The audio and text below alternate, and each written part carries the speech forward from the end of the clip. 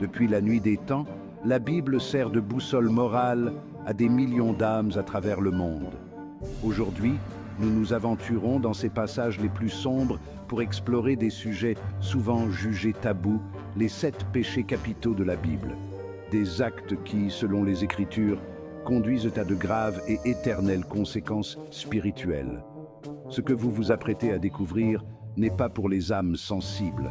Chaque chapitre, chaque verset dresse un portrait sinistre des actions humaines et des répercussions divines. Préparez-vous à un voyage aussi fascinant que terrifiant à travers l'histoire sainte, où le désir et la tentation se heurtent à la justice divine.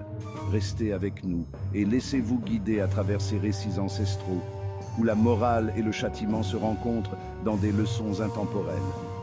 Ce que vous allez voir est aussi immense que les mystères de l'humanité elle-même.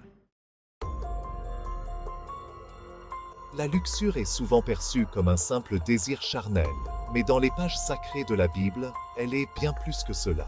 La luxure est un feu insatiable, une force qui consume l'âme et détourne l'esprit des voies de Dieu. Dans la Genèse, nous voyons comment la luxure a mené à la chute de Sodome et Gomorrhe, 2 cités dévorées par leur appétit insatiable pour le péché. Les proverbes nous avertissent que la convoitise des yeux est un piège. Cette obsession peut mener à la ruine, non seulement dans cette vie, mais aussi dans l'au-delà. L'apôtre Paul, dans sa lettre aux Galates, nous rappelle que ceux qui se livrent à la luxure n'hériteront pas du royaume de Dieu. Ces paroles sont un appel à la vigilance, à la maîtrise de soi, car la luxure n'est pas simplement un péché de la chair, mais une menace pour l'âme immortelle. L'adultère est l'un des péchés les plus sévèrement condamnés dans la Bible. Le 7e commandement des 10 commandements est clair. Tu ne commettras point d'adultère. L'infidélité conjugale n'est pas seulement une trahison envers son conjoint, mais une offense directe à Dieu. Dans le livre de Samuel, nous découvrons l'histoire de David et Bethsabée, une liaison qui a eu des conséquences désastreuses pour le roi et son royaume. David, malgré son statut d'homme selon le cœur de Dieu, a succombé à la tentation, et son péché a attiré le malheur sur sa maison. L'Évangile selon Jean nous présente Jésus et la femme adultère, où il déclare « Que celui qui n'a jamais péché lui jette la première pierre ». Ce passage illustre la gravité de l'adultère, tout en soulignant la nécessité de la miséricorde et du repentir. La fornication, c'est-à-dire les relations sexuelles hors mariage, est un autre péché que les Écritures condamnent fermement. Dans le Nouveau Testament, l'apôtre Paul parle souvent de la fornication comme d'une souillure qui corrompt le corps et l'esprit. Fuyez la fornication, écrit-il aux Corinthiens, car tout autre péché qu'un homme commet est extérieur au corps. Mais celui qui se livre à la fornication pêche contre son propre corps. L'Apocalypse met en garde contre ceux qui se livrent à la fornication, les plaçant parmi les pécheurs qui ne verront pas le royaume de Dieu. La fornication est perçue non seulement comme une violation de la sainteté du mariage, mais aussi comme une rébellion contre les commandements divins.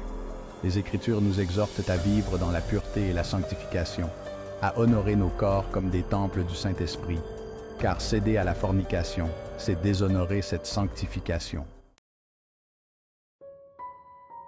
Chapitre 4.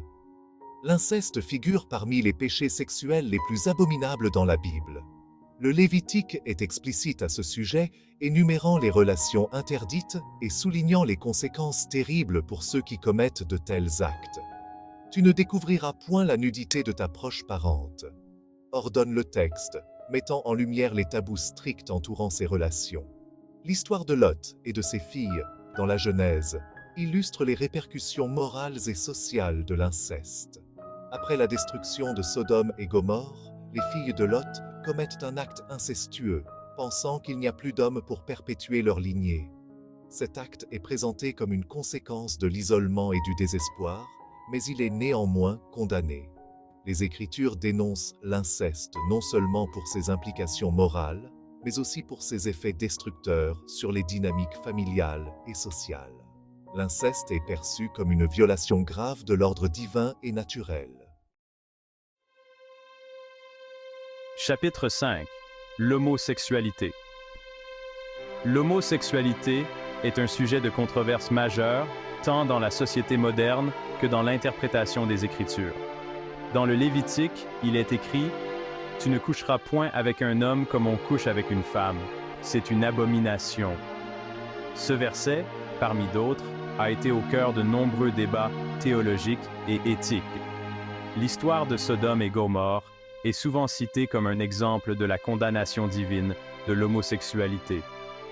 Les habitants de ces villes sont décrits comme ayant des désirs dépravés, ce qui conduit à leur destruction par le feu et le soufre. Cependant, il est important de noter que certaines interprétations modernes des Écritures cherchent à contextualiser ces passages, affirmant qu'ils reflètent les normes culturelles de l'époque plutôt que des jugements éternels. Néanmoins, la Bible est souvent utilisée pour soutenir des positions strictes sur la sexualité. Chapitre 6. La prostitution.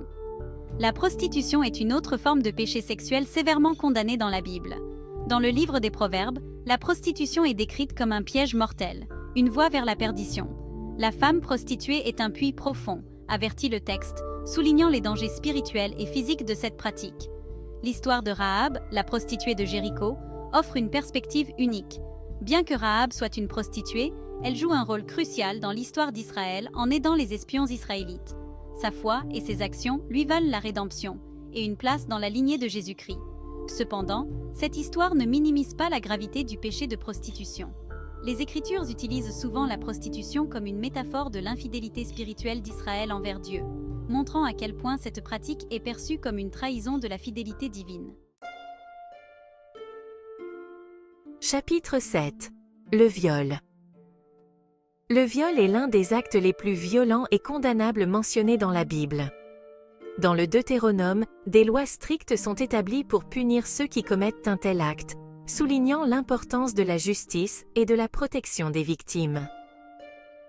Si un homme rencontre une jeune fille vierge qui n'est point fiancée, la saisit et couche avec elle, et qu'il soit découvert, l'homme qui a couché avec elle donnera au père de la jeune fille 50 pièces d'argent. L'histoire d'Amnon et Tamar, dans le 2e livre de Samuel, est un exemple tragique de viol et de ses répercussions. Amnon, fils de David, viole sa demi-sœur Tamar, ce qui conduit à une série d'événements désastreux, incluant la vengeance d'Absalom et une guerre civile. Les Écritures ne se contentent pas de dénoncer le viol, elles exigent justice et réparation pour les victimes. Ce péché est présenté comme une violation grave de la dignité humaine et un affront direct à Dieu. Nous avons parcouru les recoins les plus sombres des Écritures, explorant les 7 péchés capitaux de la Bible.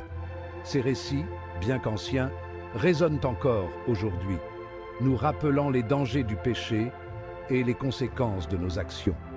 Chaque histoire est un avertissement, une leçon sur la morale et la justice divine.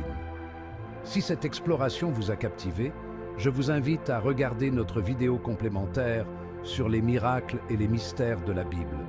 Vous y découvrirez des histoires tout aussi fascinantes et édifiantes. Enfin, souvenez-vous que ces récits ne sont pas seulement des avertissements, mais aussi des appels à la rédemption et à la miséricorde. Que ces leçons ancestrales guident nos vies modernes vers une compréhension plus profonde du bien et du mal.